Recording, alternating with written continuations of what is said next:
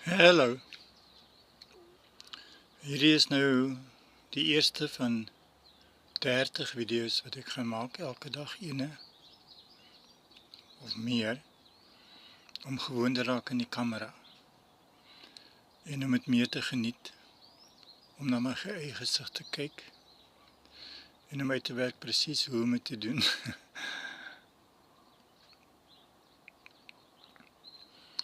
Ok, ek moet seker daarbo kyk, nee, alhoewel dit bietjie ongemaklik is, maar nou ja, waaroor gaan ek praat? Wat gaan ek vertel? Elke dag sal ek maar 'n storieetjie vertel, iets wat in my kop aangaan, sodat ek gewoond raak daaraan ook.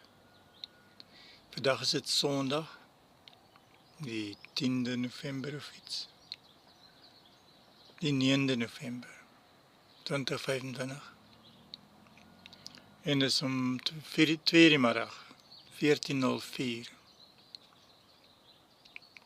Ek geniet dit baie meer om in my oë te kyk op die foon. So dit is 'n probleem, dis iets wat ek sal moet regmaak. Hoekom ander mense hiermee oor die weg? Hoekom lyk dit of hulle in die kamera inkyk?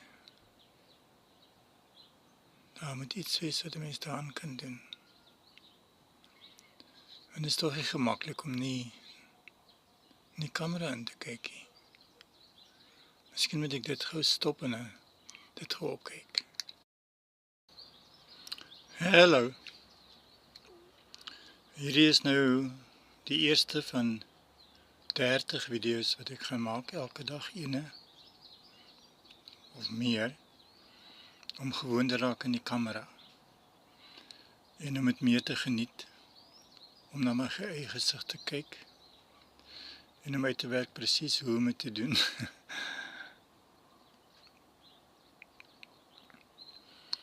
Ok, ek moet seker daarbo kyk, nee, alhoewel dit bietjie ongemaklik is, maar nou ja,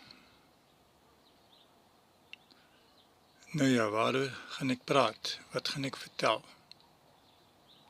Elke dag sal ek maar 'n storieetjie vertel, iets wat in my kop aangaan, sodat ek gewoond raak daaraan ook.